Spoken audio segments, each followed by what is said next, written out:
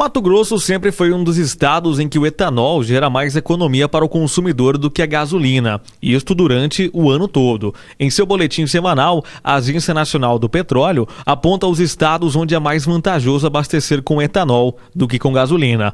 Mato Grosso aparece entre os poucos estados nessa condição, ao lado de São Paulo e algumas vezes de Minas Gerais e Goiás. Nesta semana, o etanol é vendido em média por 62,79% do preço da gasolina, a menor paridade entre os 4 estados na mesma posição de vantagem. Em Goiás chegou a 64,62%, por exemplo. No entanto, a vantagem pode ser ainda maior, já que a Agência Nacional do Petróleo considera a diferença de 70% entre os dois tipos de combustíveis. Mas os motores dos novos carros têm demonstrado rendimentos com o biocombustível, muito além do 70% percentual que foi definido em 2003, quando os motores flex foram lançados. O benefício em abastecer com etanol torna-se ainda maior quando leva-se em conta a diferença de preço entre o etanol e a gasolina. Hoje a diferença está em torno de R$ 1,50, o que representa, em um tanque de 60 litros, uma economia de R$ 90,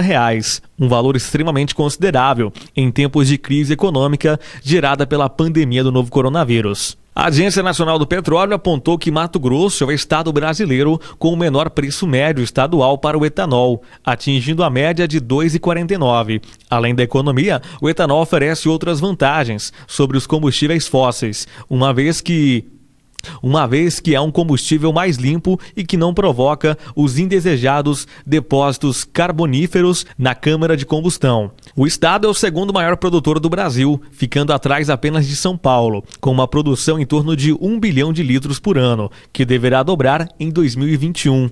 Impulsionado pelas usinas de etanol de milho, o setor é um dos que mais geram impostos e empregos no estado. Outra vantagem, se o consumidor considerar as vantagens econômicas para o estado de Mato Grosso e sua população. Outra vantagem é que o etanol reduz em até 80% os efeitos poluentes em relação aos combustíveis fósseis, tornando-o um combustível verde. Isto faz com que os especialistas apontem que o biocombustível seja mais valorizado nos próximos anos devido às preocupações com o aquecimento global, conforme os combustíveis fósseis deixarem de ser usados. Em Paranatinga, por exemplo, se compararmos com os preços de outros derivados do petróleo, também caíram. O diesel, por exemplo, comercializado no mesmo posto, caiu 18 centavos o litro, de R$ 3,23 foi para R$ 3,05. O álcool também apresentou uma redução, de R$ 2,66 caiu para R$ 2,63. Isso no alto posto 2001.